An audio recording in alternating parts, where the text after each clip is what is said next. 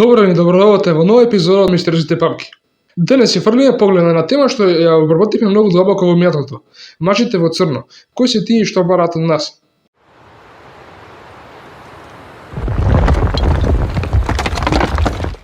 Мажите во црно се една од најчудните легенди поврзани со гледање на НЛО. Овие мистериозни посетители, опишани во многу серби со овоземјани, обично се прикажани како фигури што личат на луѓе и се појавуваат откако некој ќе тврди дека видел нешто необично во небото. Се зборува дека нивната цел е да се осигура дека својците не знаат и немаат во свој посед нешто што сугерира доказ за вонески живот.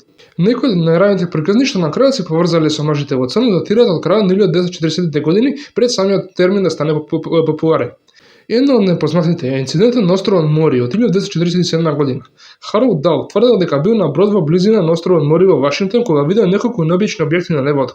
Според Дал, едно од објектите испуштал чудни остатоци во водата, а тој успел да фотографира што видел. Следниот ден Дал рекол дека му се приближил човек облечен во темно одело, кој изгледал дека знае необично многу за инцидентот. Човекот наводно го предупредил да не зборува за она што го видел и сугерирал дека ќе има сериозни последици кога стори тоа. Приказната стана уште почудна кога соработникот на Дал, Фреди Крисман, исто така тврдеше дека бил сведок на предметите.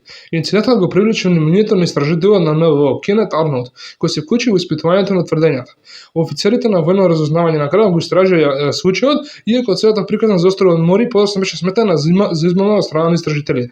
Дал и самиот Крисман на крајот признаа дека инцидентот бил измислен. И покрај ова, приказната остана важна за развој на легендата на мажите во црно. Продуцентите автори на НЛО содржини ја поврза оваа фигура со други извештаи и почна да ги презентира сребите како дел од многу поголем феномен. Неколку години подоцна се појави случај што наистина ќе ги воспостави мажите во црно како препознати дел од културата на НЛО. Во 1952 година Алберт Бендер го основал Меѓународното биро за летачки чинии, една од првите цивилни организации посветени на истражување на видување на НЛО. Бендер беше длабоко заинтересиран за темата и објавил списание наречени Space Review. 1953 година тој тврдеше дека открил информации што откриваат вистинската природа на летачките чинии и се подготвува да ги објави. Потоа, според Бендер, тројца мажи облечени во темни костуми го посетиле. Приказната била објавена во локалните вестници во тоа време. Во еден напис од ноември 1953 година, во списанието Bridgeport Herald, Бендер објашен како да бил посетен од тројца мажи во темни костуми кои покажале акредитации кои тврделе дека представуваат повисок авторитет. Во тоа време посетителите биле протоколни како можни владени представници. Бендер последователно стана многу потаинствен и неговата организација била затворена. Последното издание на Space Review содржало криптично предупредување во кој се кажувало на читателите вклучени во истражувањето на НЛО да бидат препазливи бидејќи информациите за темата наводно биле криени од повисок авторитет. Бендер подоцна дал многу почуден опис на она што се случило. Тој тврдел дека тројцата мажи воопшто не биле обични владени агенти. Според неговата подоцнашна верзија, тие изгледаат речиси надприродно, комуницирале со него телепатски и му дале информации за потекото на НЛО-то. Тие наводно имале тешкоти во разбирањето на обични предмети, се однесувале речиси роботски и се чинило дека знаат детали за сведоците што не требало да ги знаат. Тој исто така опиша дека се чувствувал физички лошо по средбата и рекол дека искуството го оставил доволно исплашен за да напуши својата организација за НЛО. Интересно е што Бендер не објавил веднаш целата приказна, голем дел од раната верзија дошол преку писателот за НЛО Греј Баркер, чија книга од 1956 година Тие знаеа премногу за летачките чинии. Помогнало искуството на Бендер да се трансформира во почеток на поширока митологија на луѓето на мажите во црно. Бендер на крајот дал свој опис во својата книга од 1962 година, каде што отишол значително подалеку и тврдел дека посетителите биле воземјани, а не луѓе. Според неговото подоцнашно објаснување, тие изгледале необично бледи, застрашувачки и чудно без емоции. Тука приказната станала особено тешко да се одвои од фолклорот. Греј Баркер не бил само неутрален истражувач. Јавната библиотека Кларксбург Харисон го опишува како писател за НЛО кој бил познат и по раскажување приказни измами, а неговиот драматичен стил на пишување намерно ја замаглува границите помеѓу фактот и фикцијата.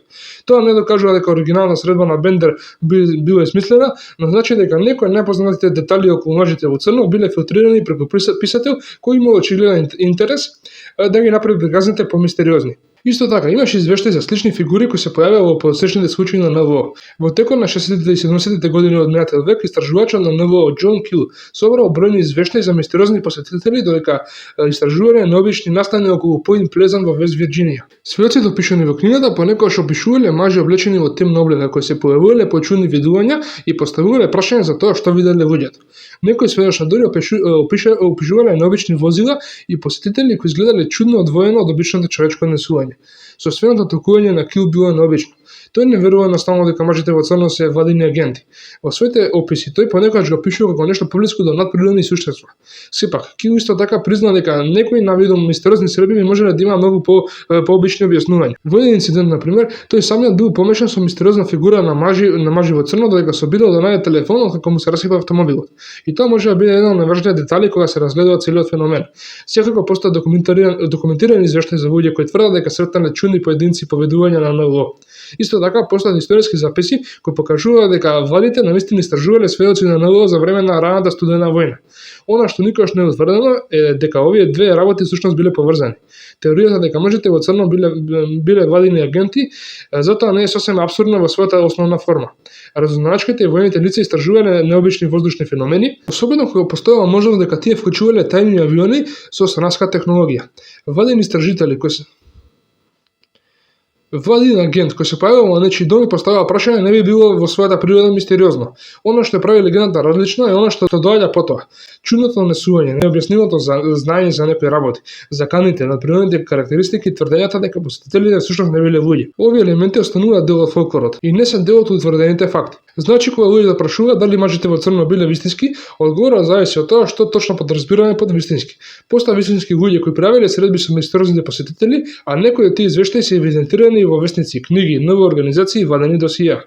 Но нема потврдени докази дека тајна група на природни или воденски суштества систематски ги замолчува сведоците на НВО. Неверојатното објаснување за тоа може да биде помалку возбудливо од самата легенда. Некои средби може би вклучувале обични владени представници, некои може би биле недоразбирања, некои може би биле претерани со текот на времето, а други може би биле намерни измами. Но фактот дека истата основна приказна продолжува се појавува со децении е она што ја одржува мистеријата жива. Се гледа НВО, некој истражува, потоа според легендата пристигнуваат чудни луѓе во црно одело и поставуваат прашања на теми кои не би требало да ги знаат.